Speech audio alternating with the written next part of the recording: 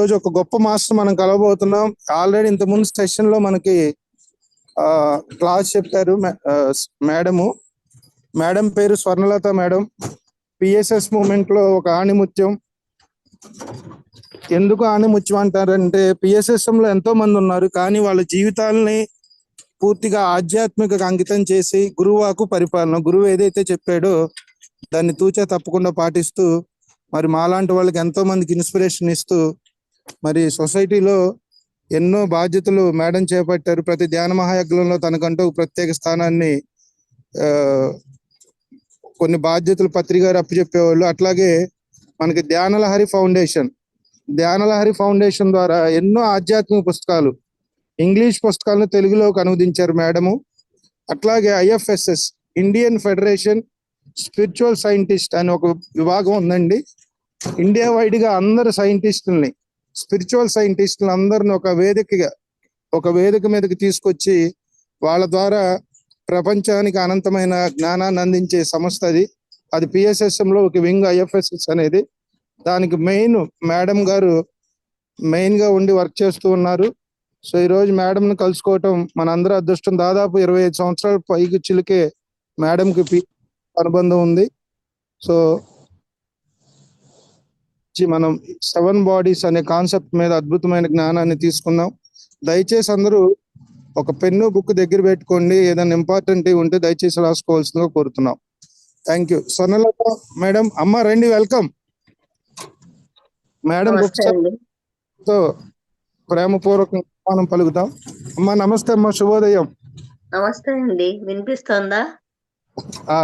అమ్మా ఓకే అండి. ముందుగా మన బ్రహ్మర్షి పత్రిజీకి మనందరి ఆత్మ ప్రణామాలు. భూమి మీద ఆధ్యాత్మికత అనేది అందరికీ సాధ్యమైన విషయమే అన్న విషయాన్ని అతి సామాన్యుడికి కూడా అది చేరగలిగిన గమ్యమే అని తెలియజేశారు. అది తెలియచేసినందుకు ఆయన పట్ల మనం ఎంతటి కృతజ్ఞత కలిగి ఉన్నా చాలందే. ఎందుకంటే అంతకు ముందు ఆధ్యాత్మికత అనేది ఎక్కడో ఏ లక్షల్లోనో వేలలోనో ఏ ఒక్కరికో హిమాలయాలలో ఉండి, లేకపోతే ఇంట్లో అయినా సరే ఘోరమైన సాధనలు చేసే వాళ్ళకే ఆధ్యాత్మికత అర్థమవుతుంది, తెలుస్తుంది, వాళ్ళకే అర్హత ఉంది అనే భావాలతో మనం ఉండేవాళ్ళం. ప్రపంచం అంతా, సమాజం అంతా ఉండేది. ఆ స్థాయి నుంచి ఆధ్యాత్మికతని అందరికీ చేరువ చేసినందుకు మనం ఆయనకి ఏమి ఇచ్చినా రుణం తీర్చుకోలేం. మనం చేయగలిగింది ఆ మార్గాన్ని అనుసరిస్తే చాలు. అనుసరిస్తూ మనకి తోచింది, మనకి తెలిసింది మనతో పాటు మిగిలిన వాళ్ళకి తెలియచేస్తూ ఉండడమే. అందుకోసమని ఈ సందర్భంగా ఆ ప్రయత్నం చేసి దాన్ని సాధించినందుకు ఆయనతో పాటు ఆయనకి సహకరించినందుకు సమస్త ప్రకృతికి, విశ్వానికి, గురువులకి మరొకసారి నమస్కరిస్తూ, మనకి 7 శరీరాలు ఉన్నాయి. మనకి 7 అన్నమాట బాగా ప్రాచుర్యం ఉంది, గుర్తుపెట్టుకోండి. 7 కొండల స్వామి ఉన్నాడు కదా, వెంకటేశ్వరుడు. భూమి 7వ తలం, 7 అనేది. అట్లాగే 7 సముద్రాలు, 7 ఖండాలు, ఇవన్నీ ఉన్నాయి కదా. ఇదంతా ఎటుటికి మన 7 శరీరాలకి 7 కొండల 7 కొండల స్వామి ప్రాధాన్యం అన్నమాట. అది గుర్తు చేయటానికి 7 కొండల వాడు అన్నది మనకి ఆ మాట మనకి అలవాటు అవ్వాలి కదా. 7 కొండలు అన్నమాట. ఆ 7 కొండలు మనమే. అది చెప్పడానికే 7 కొండల వాడు అన్నమాట మనకి బాగా అలవాటు చేశారు. అందుకే ఇంకొకటి కూడా ఉంది చూడండి, 7 కొండల వాడు సమస్త శక్తివంతుడు, జ్ఞానవంతుడు. అంత ఏదైనా సరే ఆ 7 కొండల వాడికి నివేదిస్తే అన్ని సమస్యలు తీరిపోతాయి. ఆ మాటలన్నీ మనం అనుకుంటూ ఉంటాం కదా. ఈవెన్ ధ్యానం సంగతి పక్కన పెడదాం, ఏ మార్గంలో ఉన్నప్పటికీ ఆ సమాచారం మనకు తెలిసిందే కదా. ఆ 7 కొండలు ఏమంటే ప్రతి ఒక్కరిలో ఉన్న 7 శరీరాలు: అన్నమయ కోశం, ప్రాణమయ కోశం, మనోమయ కోశం, విజ్ఞానమయ కోశం, ఆనందమయ కోశం, నిర్వాణమయ కోశం, విశ్వమయ కోశం. అవన్నీ మన 7 శరీరాలు. ఆ 7 శరీరాలను శక్తి జ్ఞానాల ద్వారా ఉత్తేజితం చేసుకుని విశ్వమంతా విరాజిల్లేవాడే ఏడుకొండల స్వామి. ఆ ఏడుకొండల స్వామి అందరి లోపల ఉన్నాడు. అందరికీ అది ఆ స్థితికి చేరడం సాధ్యమే. మనకి ఆ శరీరాల గురించి సమాచారం తెలిస్తే మనం దానిని చేరుకునే ప్రయత్నం చేస్తాం, చేరతాం. అందుకోసమని ఆ 7 కోశాల గురించి, ఆ 7 కొండల వాడి గురించి మనం చెప్పుకుంటూ వెళ్దాం. 7 అన్న మాట మనకి అలవాటు చేసిన కారణమే అదే. 7 లోకాలు ఇవన్నీ ఉన్నాయి కదా! అదంతా అదంతా మనమే మన లోపలే ఉంది అన్నది. సర్వం తనలో ఉండగా ధర వెతికేడు వెర్రివాడు అని వేమన పాడడం. అట్లా ఆ సర్వము మనలో ఏ విధంగా ఉంది అన్నది ఈ 7 కొండల వాడి గురించి తెలిస్తే మనకి తెలుస్తుందన్నమాట. ఒక్కొక్క శిఖరాన్ని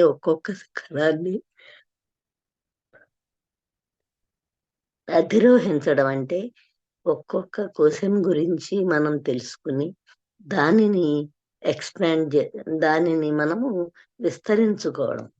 అది 7 కొండలవాడి కథ. 7 కొండలవాడు అందరిలోనూ ఉన్నాడు. అక్కడెక్కడో మాత్రమే లేడు అన్నది మనకి మన ధ్యానం ద్వారా తెలుస్తుంది. ముందు ఆ సమాచారం మనకి సారు చెప్పి ఉన్నారు. ఇది ఈ విధంగా ఉంటుంది, ఈ విధంగా ఉంటుంది అని. అది ఎలా ఉందో మనం చూద్దాం. అది తెలిసిన తర్వాత ఆ సమాచారాన్ని ఉపయోగించుకుని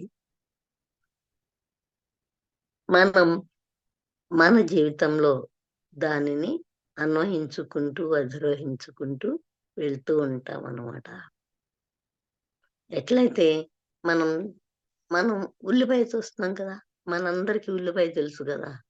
ఆ ఉల్లిపాయకి ఒక్కొక్క పొర ఉంటాయి కదా! ఒకటి ఒకటి తీసేస్తే ఇంకోటి అట్లా వస్తుంది కదా! అట్లా మనకి కూడా ఆ 7 శరీరాలనేవి ఉన్నాయి. మనకు కనిపిస్తుంది కదా మన భౌతిక శరీరం. దానిని అన్నమయ కోశం అంటాం. కోశం అంటే ఆ లేయర్ ఆ శరీరం అన్నమాట. అన్నమయ శరీరం. ఇది ఆహారం మీద ఆధారపడి ఉంటుంది కాబట్టి భౌతికమైన ఆహారం మీద ఆధారపడి ఉంటుంది కాబట్టి దీనిని అన్నమయ కోశం అంటాం. తర్వాత వచ్చేది ప్రాణమయ కోశం. అసలు అన్నం మీద భౌతిక శరీరం ఆధారపడి ఉన్నప్పటికీ మన ప్రాణశక్తి మాత్రమే మన లోపల ప్రతి విషయాన్ని ఆరోగ్యంగా చక్కగా ఉంచగలుగుతుంది. ఆ ప్రాణశక్తి ఎప్పుడన్నా మనకు బాగోలేదనుకోండి, మనం ఒంటో బాగోలేదంటామా? ఇంటో ప్రాణం బాగోలేదు అంటాం కదా! ఆ ప్రాణశక్తి మాత్రమే మనల్ని చక్కగా ఉంచగలుగుతుంది. అది మన భౌతిక శరీరానికి దాని యొక్క రెప్లికా, ప్రతిబింబం అన్నమాట. ఇంకా దాని వెనుక మనోమయ కోశం. మనందరికీ తెలుసు కదా మనకు మనస్సు ఉందని. ఆ మనస్సు మనోమయ కోశం. తర్వాతది విజ్ఞానమయ కోశం. నీకు బుద్ధి, జ్ఞానం ఉందా అంటాం కదా! మనం సరిగా ప్రవర్తిస్తున్నప్పుడు, ప్రవర్తించలేకపోయినప్పుడు ఆ మాట అంటారు కదా! అంటే ఆ విజ్ఞానమయ కోశం అనేది మన దగ్గర అన్ని విషయాల గురించిన జ్ఞానము మనకి తెలిస్తే మన బుద్ధి ఏ విషయంలో ఎలా ఉండాలి అన్నది మనకి తెలుస్తుందన్నమాట. అందుకని అది విజ్ఞానమయ కోశం. అప్పుడు ఏ విషయం పట్లన్నా వివేకం, విచక్షణ అవన్నీ మనకి ఉంటే మనము ఏది ఎందుకు సంభవిస్తుందో మనకి అర్థమైనప్పుడు విషయాలను సరిగా తీసుకుని మిగిలిన నకారాత్మక ఉద్వేగాలకి లోను కాకుండా, అంటే కోపం, భయం, బాధ, దుఃఖం లాంటి వాటిని నెమ్మదిగా వదిలివేసి విషయాలను సమంగా స్వీకరిస్తూ నిరంతరం ఆనందంగా ఉండగలుగుతాం. అది ఆనందమయ కోశం. అంటే మన ఆ బాడీ ఎప్పుడు మనకు ఉత్తేజితంగా ఉంటుంది. తర్వాత నిర్వాణం. అవన్నిటి గురించి, విషయాల గురించి మనకు అవగాహన ఏర్పడింది. అంతా ఏర్పడుతూ ఉంది, ఏర్పడింది. అదంతా మనం విస్తరించుకుంటూ ఉన్నాం. అప్పుడు మనము ఏదైనా సమంగా తీసుకోగలిగిన ఒక స్థితిలో మనం వెళ్తాం. సరే, నార్మల్‌గా అత్యంత సహజంగా తీసుకునే ఏమి సంభవించినా సరే, ఆ స్థితికి వెళ్తాం. అది నిర్వాణం చెందిన స్థితి, నిర్మాణమయ కోశం అది. ఆ తర్వాతది విశ్వమయ కోశం. అక్కడి దాకా వెళ్ళి ప్రతి దానిని సమంగా స్వీకరిస్తున్నాం. మనము క్రమక్రమంగా విస్తరిస్తూ విశ్వంలో ఒక భాగం అని తెలుసుకుంటాం. మనమే విశ్వంగా మారిపోతాం. అది విశ్వమయ కోశం. ఇవన్నీ ఇవన్నీ ప్రతి ఒక్కరిలోనూ ఉన్నాయి. ఉన్న వివిధ స్థాయిలు మీన్స్ వివిధ విభాగాలు, లేకపోతే వివిధ స్థాయిలు. స్థాయి కూడా కాదు, వివిధ అంచెలు. ఒక్కొక్కటి, ఒక్కొక్కటి. అట్లా అంటే మళ్ళీ మనం ఇక్కడ ఇంకొక సంగతి కూడా తెలుసుకుందాం. ఒక మాట గుర్తుపెట్టుకుందాం. అవన్నీ మెట్లెక్కినట్టు ఒకదాని తర్వాత ఒకటి ఎక్కుతూ వెళ్తామని కాదు. ఏకకాలంలోనే వాటిలో ఒక్కొక్కటి ఎక్స్‌పాండ్ అవుతూ ఉన్నప్పుడు నెక్స్ట్ తర్వాతవి కూడా ప్రభావితం అవుతూ ఉంటాయి. అంతేగాని లీనియర్‌గా మెట్లెక్కుతూ వెళ్తా ఉంటాము అని మాత్రం అనుకోవద్దు మనం. ఇప్పుడు మనం ఒక్కొక్క విభాగం గురించి, ఒక్కొక్క కోశం గురించి కొంచెం వివరంగా తెలుసుకునే ప్రయత్నం చేద్దాం. అన్నమయ కోశం. ఈ భౌతిక శరీరం అనేది నిజంగా ఎంతో అమూల్యమైనది.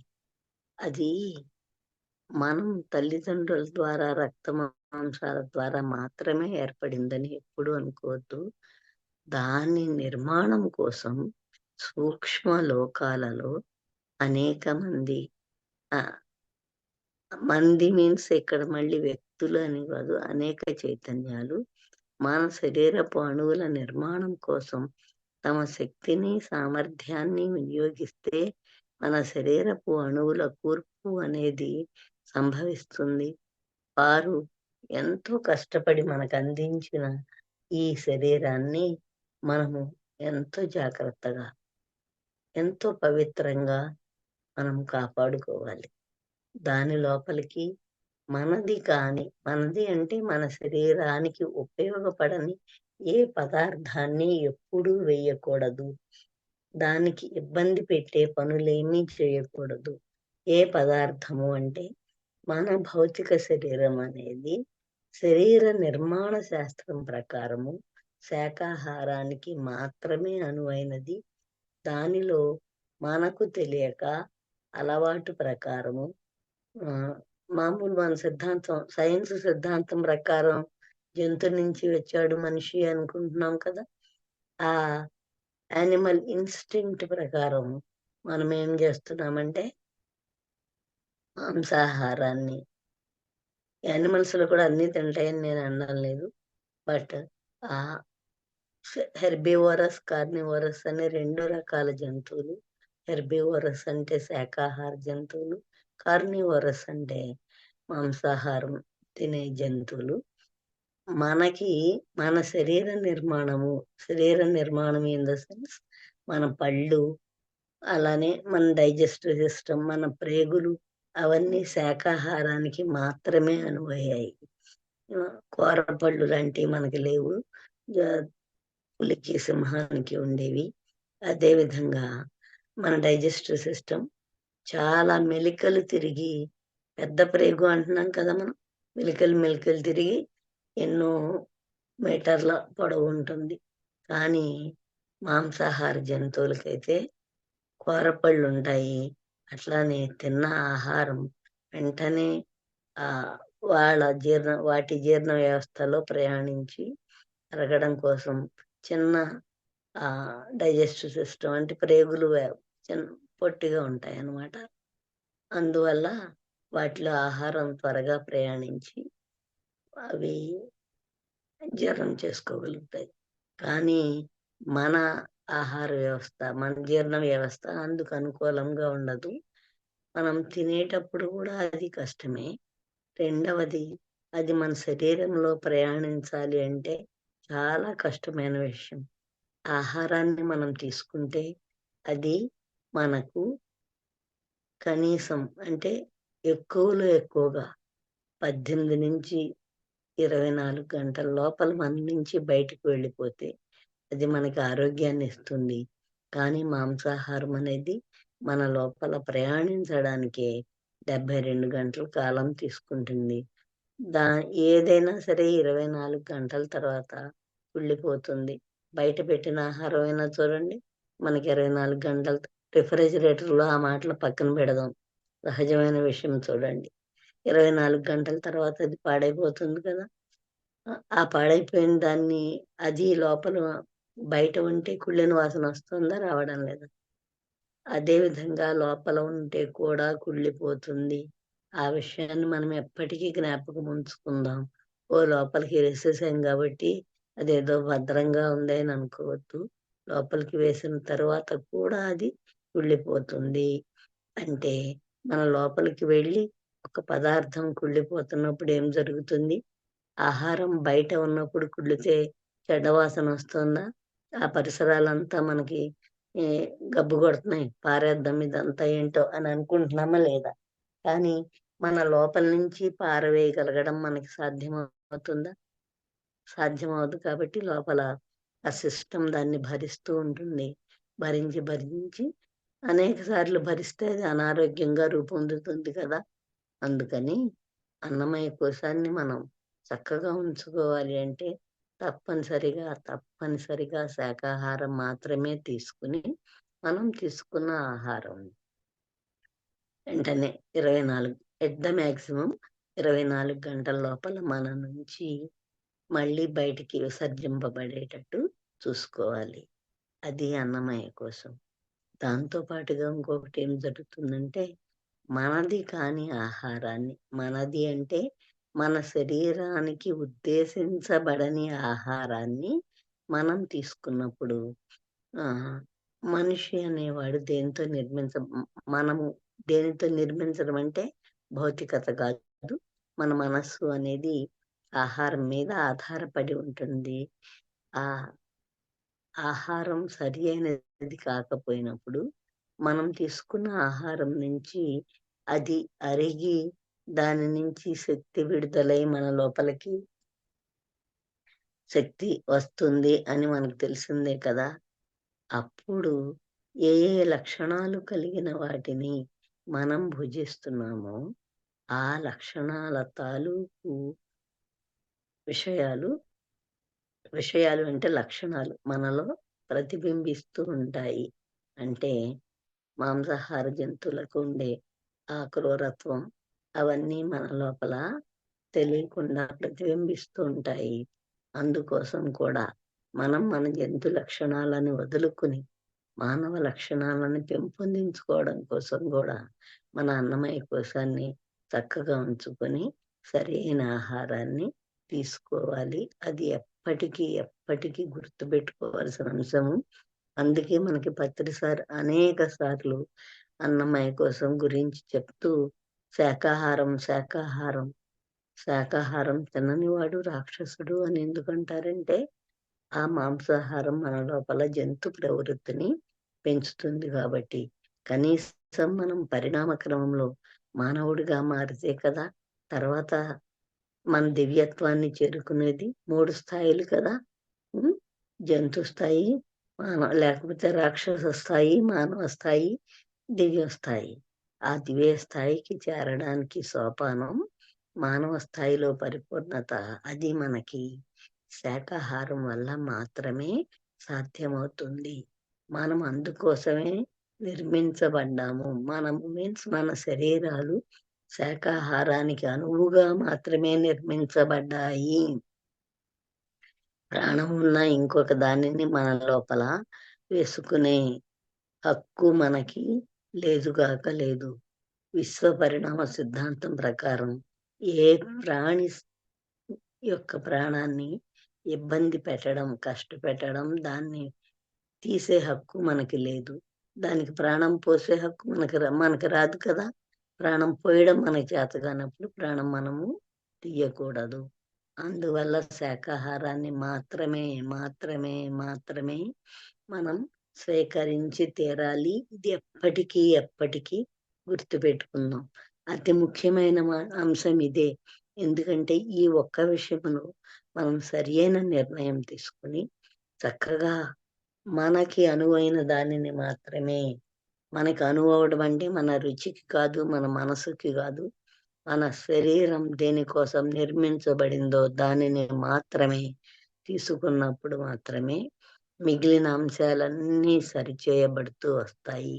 అవన్నీ సరిచేయబడడం మనకు తెలుస్తుందా, తెలియదా, మనకు అర్థమవుతుందా, మనం చూసామా అంటే నెమ్మది నెమ్మదిగా మనకు తెలుస్తుంది. దానివల్ల ఏం జరుగుతూ వచ్చింది అన్నది క్రమక్రమంగా మనకు తెలుస్తుంది. ఇవాళ మానేస్తే రేపటికే తెలుస్తుంది అని నేను అనడం లేదు. కానీ దాని ప్రభావం అనేది ఇప్పుడు ఒక తల్లి ఉందనుకోండి, ఒక స్త్రీ ఉంది. ఆమె కన్సీవ్ అయినప్పుడు ఆహ్, తన తనకి తెలుస్తుంది. లేకపోతే వైద్యుడికి తెలుస్తుంది. కానీ కొన్ని రోజులకి క్రమక్రమంగా ఈమె లోపల ఇంకో బిడ్డ పెరుగుతూ ఉంది అన్న సంగతి నెలలు గడిచే కొద్దీ తెలిసి తర్వాత ఆమె డెలివరీ అవుతుంది కదా! అదే విధంగా మనము మన దివ్యత్వానికి మనం చేరువవుతున్నాము. శాకాహారం మాత్రమే తీసుకోవడం వల్ల అన్న సంగతి మనకి క్రమక్రమంగా తెలుస్తూ వస్తుంది. అది కొంచెం సమయం పట్టొచ్చు. కానీ దాని ప్రభావం మనం గమనించలేకపోతున్నాం కాబట్టి అది లేదు. ఇదంతా వట్టి మాటలు అన్న ఆలోచన మాత్రం ఇప్పుడు చేయకండి. మనకి తెలియనంత లేదని మనం అనుకోవద్దు. శరీరము ఇక్కడ భూమి మీద మనకి ఒక ఉపకరణంలాగా ఇవ్వబడింది. ఇక్కడ ఈ జీవితం గడపడానికి, ఇక్కడ మనం నేర్చుకోవాల్సిన దానికి, చేయవలసిన దానికి అది ఒక అద్భుతమైన వాహనం అన్నమాట. ఆ వాహనాన్ని మనం చక్కగా నడుపుకోవాలి. చక్కగా మెయింటైన్ చేయాలి. ఇప్పుడు కారు ఉందనుకోండి, మనకి పెట్రోల్ వెహికల్స్, డీజిల్ వెహికల్స్ ఉన్నాయి కదా! పెట్రోల్ వెహికల్‌లో డీజిల్ కొంచెం చౌకగా వచ్చిందని ఎస్తే పాడైపోతుందా లేదా? అదే విధంగా మనకి రుచిగా ఉంది, లేకపోతే ఇంకా ఎట్లానో ఉంది అని ఆకర్షణీయంగా ఉంది, అందరూ తింటున్నారు అని మనం మన శరీరం లోపలికి మాంసాహారాన్ని పంపిస్తే మన శరీరం పాడైపోతుంది. ఇంకొక ముఖ్యమైన విషయం ఏమంటే ఖచ్చితంగా దానిని మనం పాడు చేసే ప్రణాళిక వేస్తే, అంటే మాంసం మనకి తెలిసి కూడా తింటూ ఉంటే మనకి మహమ్మద్ ప్రవక్త ఒక మాట చెప్తాడు. నువ్వు ఏ ఏ ఎన్ని రక్త బిందువులను ఇతర జంతువుల ద్వారా గ్రహించి నీ శరీరాన్ని పెంచుకుంటావో అన్ని రక్త బిందువులను తిరిగి నువ్వు సమర్పించే వెళ్ళాలి. ఆ ఒక్క సంగతి మనకి తెలిస్తే ఏదైనా తినబోయే ముందు మనకి oh! I have to pay for this అన్నది మనకి జ్ఞాపకం వస్తుంది. అది అన్నమయ్య కోసం గురించి. ఇంకొక ముఖ్యమైన విషయం ఏమంటే ఆహారం అనేది మనకి శరీరాన్ని నిలిపి ఉంచడానికి పనికొస్తుంది. కానీ మాంసాహారం అనేది మన శరీరాన్ని నిలిపి ఉంచడానికి కాకుండా క్రమక్రమంగా దాన్ని నిర్వీర్యం చేస్తుంది. దాని సహజ శక్తిని కోల్పోయేటట్లు చేస్తుంది. ఒక పువ్వు వికసిస్తే ఏ విధంగా ఉంటుంది? కానీ మనం శాకాహారం తీసుకున్నప్పుడు మన శరీరం అదే విధంగా వికసిస్తూ ఉంటుంది. కానీ మాంసాహారానికి మనం అలవాటు పడితే మన లోపలి అణువులు ఆ విధంగా ఒక పువ్వు వాడిపోతే ఎట్లా ఉంటుంది? వాడిపోతున్నట్లుగా ఆ అణువులు కుంచించుకుపోతాయి. ఈ విషయాన్ని మనకి వైద్య శాస్త్రం కానీ ఆహ్, ఆహ్, లేకపోతే సైన్స్ అనేది గాని వివరించదు కాబట్టి మనం అది బలము, గొప్ప అని భావిస్తున్నాం. గమనించండి. ఎ యోగులు, మునులు వాళ్ళందరూ ఎప్పుడైనా ఇట్లాంటి ఆహారం తీసుకుని ఉన్నారా? పండ్లు ఫలాలతో సరిగా లేరు. అదొక్కటి జ్ఞాపకం ఉంచుకుంటే మనం అయ్యో మనం అలవాటైన దాన్ని తినలేకపోతున్నామే, లేకపోతే నాకు బలం ఉండదే మాంసాహారం తినపోతే అన్న బాధ మనకి ఉండదు. దేని గురించి మనం ఎక్కువ ఎందుకు చెప్పుకోవాల్సి వస్తుందంటే, మనం మిగిలిన శరీరాలన్నిటినీ ప్రభావం చేసేది మన అన్నమయ్య కోసమే. దాని లోపల సరి అయినది అంటే దాన్ని నిలిపి ఉంచుకోగలిగింది, ఉత్తేజితం చేయగలిగింది, శక్తిని ఇచ్చేది మాత్రమే దాని లోపలికి వెళ్ళినప్పుడు అప్పుడు మనకి మిగిలిన శరీరాలన్నీ చక్కగా ఉత్తేజితమవుతూ ఉంటాయి. ఇది గేట్ అన్నమాట దానికి, వాటన్నిటికీ. కాబట్టి ఈ గేట్‌వేని చక్కగా ఉంచుకుంటూ ఉందాం. అది మన అన్నమయ్య కోసం సంగతి. సరే, అన్నం బానే ఉంది. అన్నమయ్య కోసము భౌతిక శరీరము బానే ఉంది. నెక్స్ట్ మన ప్రాణమయ్య కోసం. ఎప్పుడైనా సరే మనకు బాగలేదు అన్న మాట వచ్చినప్పుడు మనం ఏం చెబుతాము? ప్రాణం బాగోలేదు అంటాం కదా! ప్రాణమయ కోసం అనేది మన శరీరాన్ని నిలిపి ఉంచే, దానిని కొనసాగించే, దానికి శక్తినిచ్చే ప్రాణశక్తి. ప్రాణం వలన మాత్రమే మనము జీవించి ఉంటున్నాము. ఎవరైనా చచ్చిపోయినప్పుడు ఏం పోతుందని చెప్తున్నాం మనము? శరీరం పోయిందని చెబుతున్నామా? శరీరం అక్కడే కనబడుతుంది కదా! ప్రాణం పోయింది అంటున్నాం కదా! మన ఆ ప్రాణ శరీరాన్ని మనం శక్తివంతం చేసుకోవాలి. దానికి మనం చేయవలసింది మన ధ్యానం. ఆ ప్రాణమయ కోశాన్ని ప్రతిరోజు మనం కొంత ఆలోచన రహిత స్థితిలో ఉంచుకుంటే మన లోపలి ప్రాణశక్తి, విశ్వశక్తి చక్కగా తీసుకోబడి మన శరీరం హాయిగా ఉత్తేజితంగా ఉంటుందన్నమాట. ప్రాణశక్తి కోసమే, ప్రాణశక్తి వలననే మనము మన భౌతిక శరీరాన్ని చక్కగా ఉంచుకోగలుగుతాం. మన ఆహారం వల్ల కాదు. ఆహారం తీసుకునేటప్పుడు శాకాహారం తీసుకోవాలి కానీ నిజానికి ఇన్ఫ్లుయెన్స్ చేసేది మనని మన ప్రాణశక్తే. ఆ ప్రాణశక్తి మనము ఎరుకతో ధ్యానం ద్వారా గ్రహిస్తూ ఉంటాము. ఎప్పటికప్పుడు ప్రకృతిలో ఉండడం ద్వారా, సరి అయిన ఉద్వేగాలు ఉండడం ద్వారా, ఎప్పుడు చక్కటి ఆలోచనలు చేయడం ద్వారా మనము ఆ ప్రాణశక్తిని పెంపొందించుకుంటూ ఉంటాం. ఎప్పుడైనా సరే మనం రోజులో కొంత భాగాన్ని ధ్యానం చేస్తున్నాము. అది సరే, వెల్ అండ్ గుడ్. కానీ వీలు ప్రకారము ప్రకృతిలో మనం జీవిస్తూ ఉంటే మన లోపలి ప్రాణశక్తి చక్కగా పెరుగుతూ ఉంటుంది. అందుకనే అప్పుడప్పుడు పత్రిసారి ట్రెక్కింగ్‌లకి తీసుకెళ్ళేవారు కదా మనని. కొండలు, కోనల్లోకి, నదీ తీరాల్లోకి, అడవుల్లోకి తీసుకెళ్ళేవారు కదా! దానికి కారణము మన లోపలి ఆ ప్రాణశక్తి విజృంభణ కోసమే. అది చక్కగా ప్రవహిస్తూ ఉంటే చక్కగా మన ప్రాణమయ కోసం విస్తరించి ఉంటుంది. విస్తరించి ఉన్న ప్రాణమయ కోశంలోకి ఏ అనారోగ్యము చొరబడలేదు. అనారోగ్యాలు బ్యాక్టీరియా వల్ల, దేని వల్ల రావు. మన ప్రాణమయ కోశం బలహీనపడినప్పుడు, ప్రాణశక్తి తక్కువైపోయినప్పుడు అది అనారోగ్యంగా మనకి మన మీద ప్రతిబింబిస్తూ ఉంటుంది.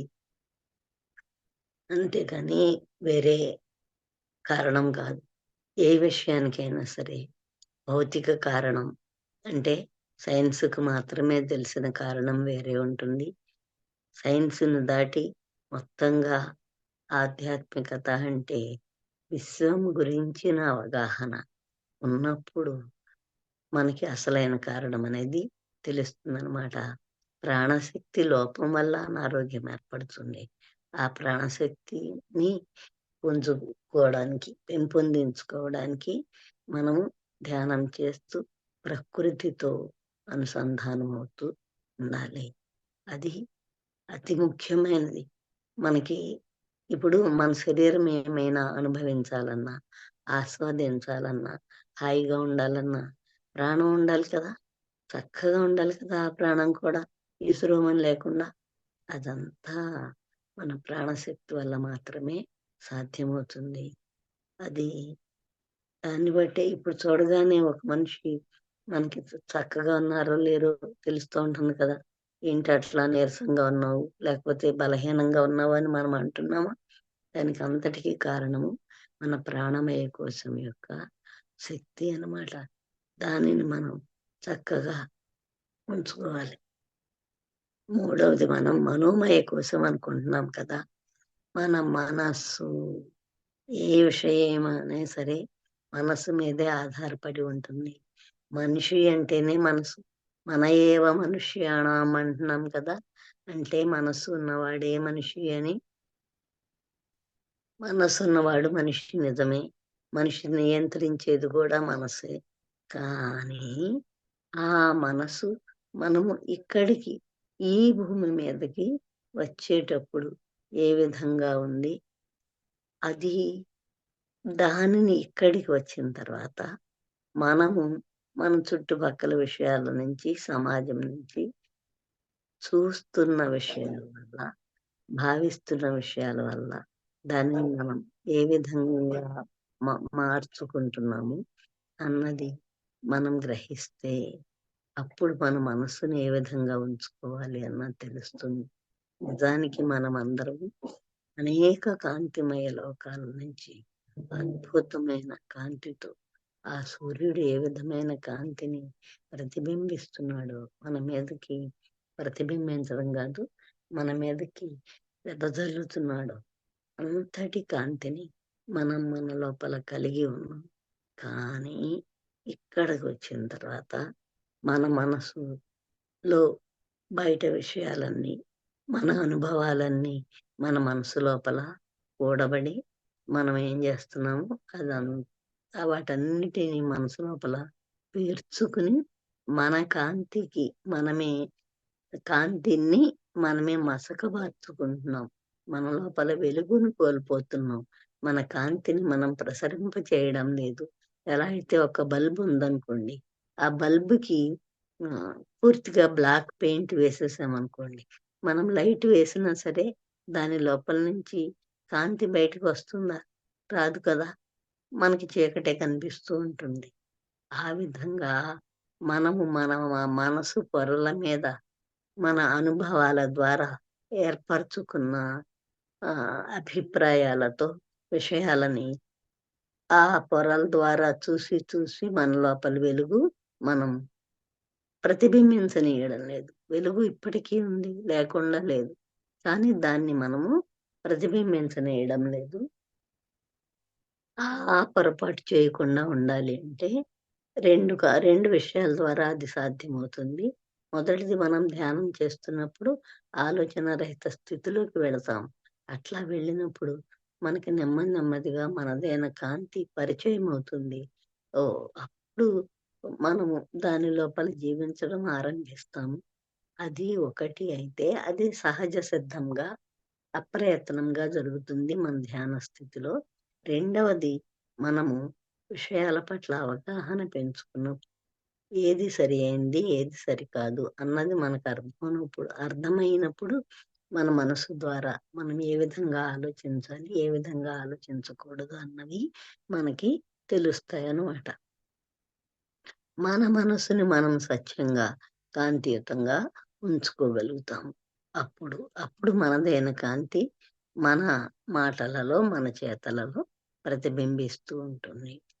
తర్వాతది విజ్ఞానమయ కోశం. జ్ఞానం అనేది కూడా ఎంత ముఖ్యమైనది అంటే, అది ఆ విఘ్నత మాత్రమే మనిషిని మనిషిగాను, దైవంగాను మలుస్తుంది.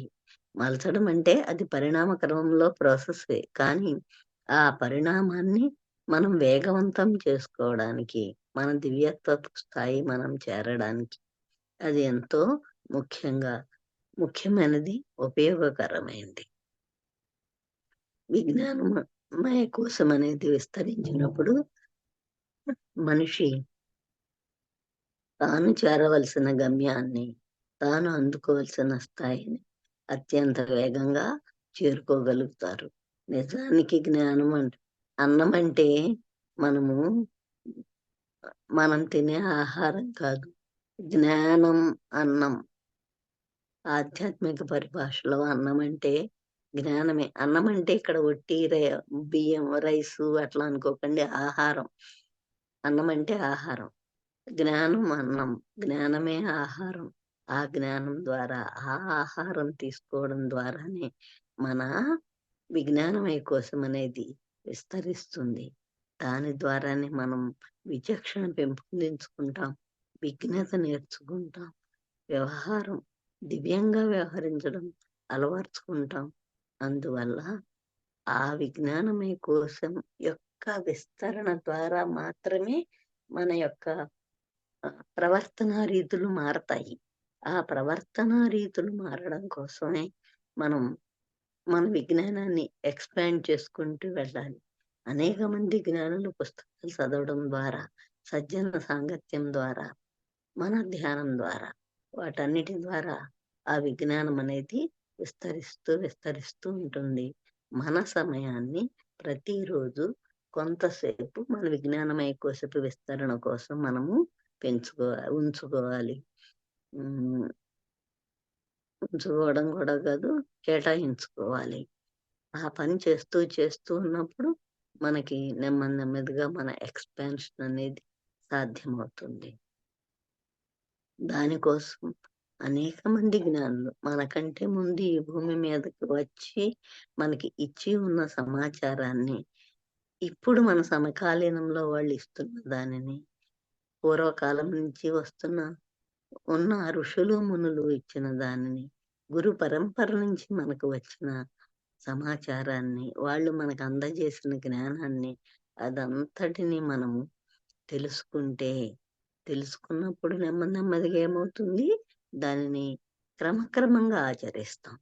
తెలుసుకొని ఆచరిస్తూ ఉన్నప్పుడు మన విజ్ఞానమయ కోశం అనేది విస్తరిస్తూ వెళ్తుంది.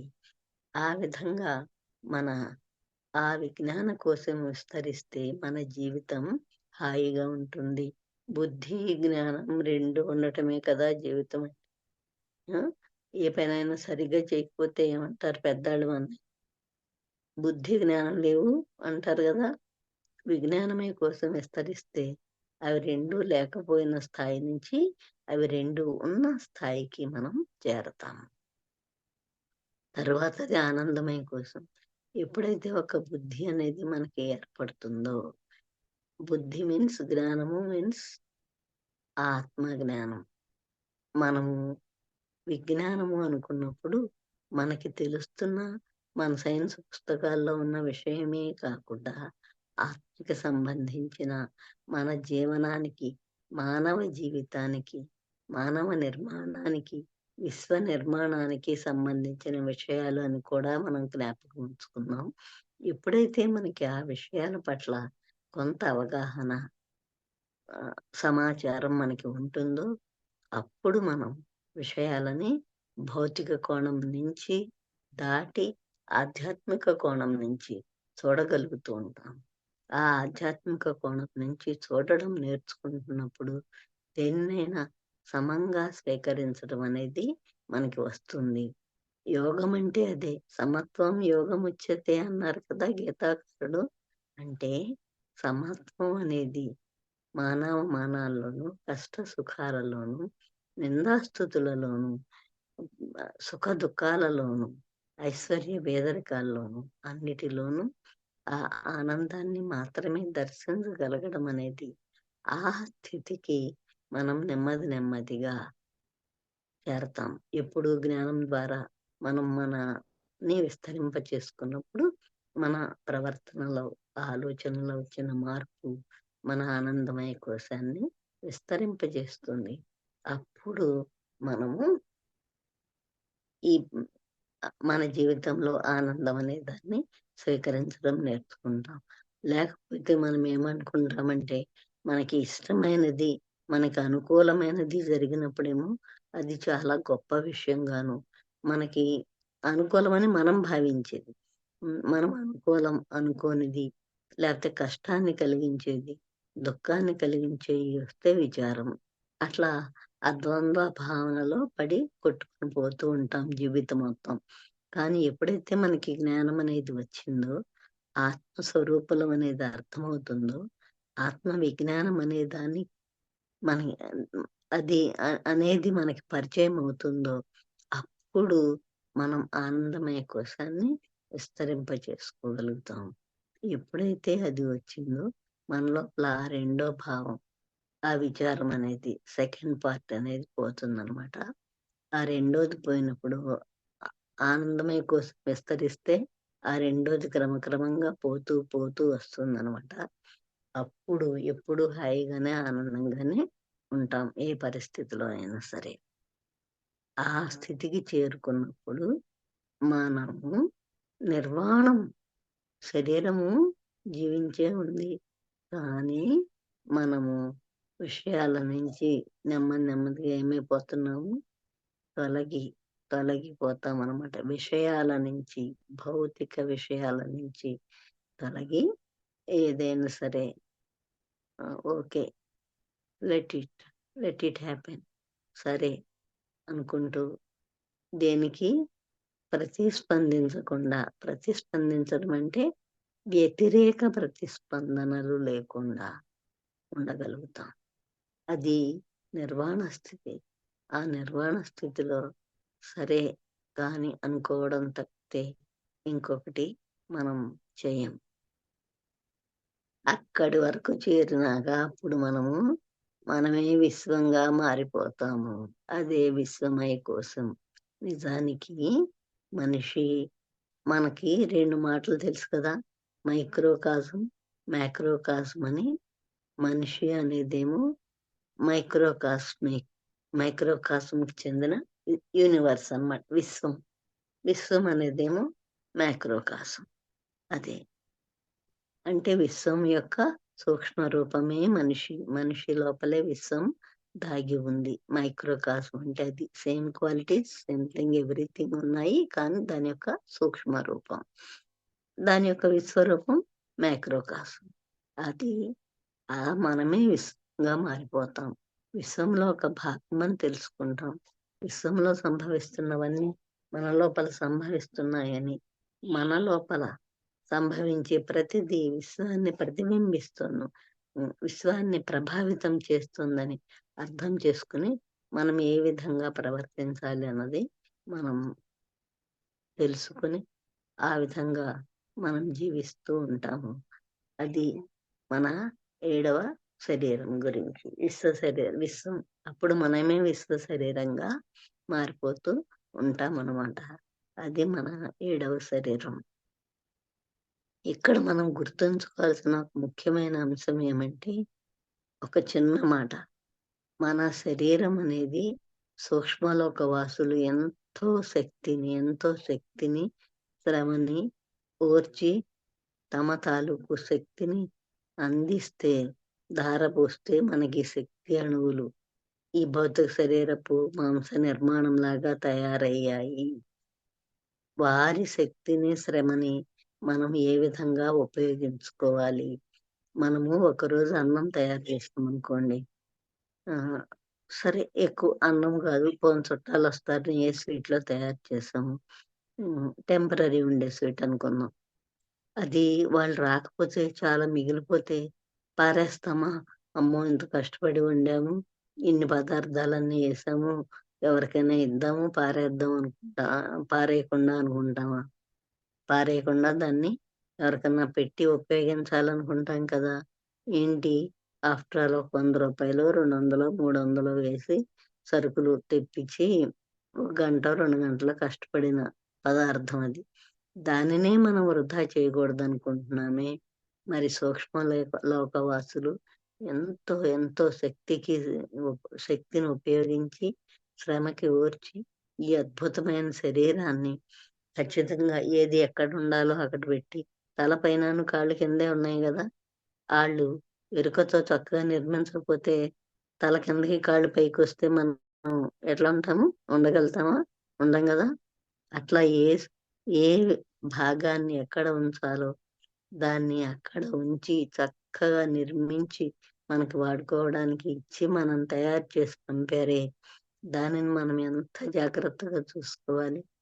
అదేవిధంగా దాని లోపలికి ఏ విధమైన ఆలోచనలు వేయాలి, ఏ విధమైన అనుభవాలను స్వీకరించాలి, అవన్నీ ఆలోచనలు వేయడం, మన మనసుని అనుభవాలు స్వీకరించడం అనేది మన ఆనందాన్ని, ఆనందమయ కోశాన్ని, ఏ విషయాలు మనం తెలుసుకోవాలి, తెలుసుకుని మనం ఎక్స్పాండ్ చేసుకోవాలి అన్నది మన విజ్ఞానమయ కోశాన్ని, ఏ పరిస్థితిలో ఎలా ప్రతిస్పందించాలి అన్నది మన నిర్వాణమయ కోశాన్ని, మనం ఫైనల్ గా ఎట్లా ఉంటున్నాము, ఉండాలి అన్నది మన విశ్వమయ కోశాన్ని ఒక్కొక్క దాన్ని ప్రభావితం చేస్తూ ఉంటాయి.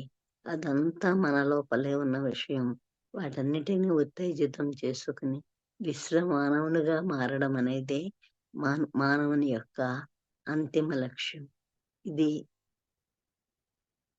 నేను చెప్పగలిగినంత వరకు 7 శరీరాల గురించి.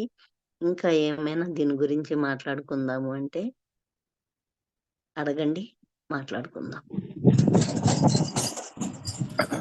థ్యాంక్ యూ అమ్మా. ఎన్నో విషయాలు అద్భుతంగా 7 శరీరాలను, ప్రతి శరీరం గురించి క్లుప్తంగా ఎంతో సరళమైన భాషలో అందరికి అర్థమయ్యేటట్టు చెప్పారు.